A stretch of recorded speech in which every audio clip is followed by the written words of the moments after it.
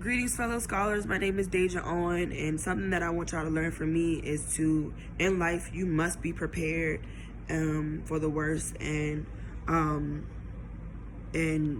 you should always feel free to reach out when you need to. Don't wait. I took my daughter to GW emergency room back in April, and I went to speak to social workers, but while we were there, I said it's fine to do a wellness check on her. During this wellness check, they said that they wanted to take her temperature next, and that they usually do it in the baby's behind. I said that's inappropriate. I'm adopted, so I'm very protective of my children. That was inappropriate for me. They brushed it off, made it seem like, oh, it's just a joke. They laughed at me because I'm a minority, because I was alone, because I'm a young mom, and they still proceeded to do it. Afterwards, I told Dr. Annie Bogo, she was coming in the room, and she was visibly upset that I had told her this. They set us back in the waiting room, and when they brought us back to the back, I let them know I don't feel safe with y'all. Halfway to the room, I let them know I don't feel safe with y'all. I don't feel safe by myself. I need to call someone. And they started to go back and forth with me about that. But a male staff member, a black male staff member, he said, come on, I'll walk y'all back to the front. He did walk us to the front, and I put my phone on the public charger, and I got my daughter ready to leave. She's a breastfed baby.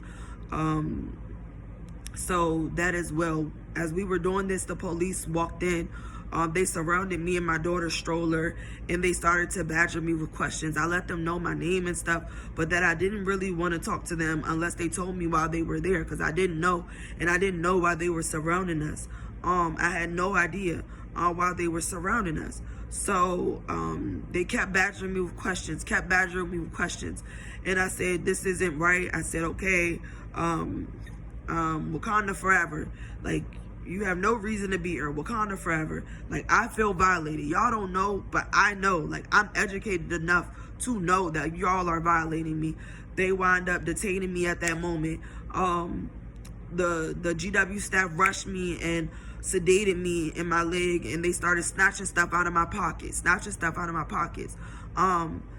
For the next almost 24 hours, they put me in a room by myself, and for a while I could hear my daughter crying and screaming until I didn't hear anymore. This entire time that I was there, they never asked me of my plan of action. They wound up sending my daughter with CFSA, CPS, and NCCF. And it's been very hard. They've had my daughter for 5 months. She's been catching illnesses. They've given my daughter to a cousin who I've said is not safe. I let them know that I don't want my daughter with her. And this cousin actually wound up piercing my daughter's ears out of spite. It's been very hard for me to get my daughter back. My daughter is in this situation, so then they're coming up with reasons to have my daughter.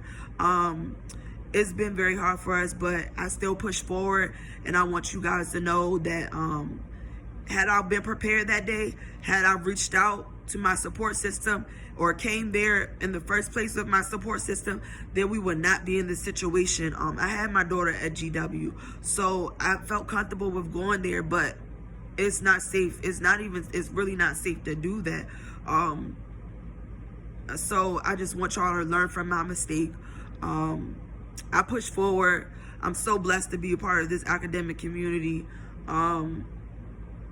Fighting for Daisy. Thank you for listening. I look forward to the classes. Thank you.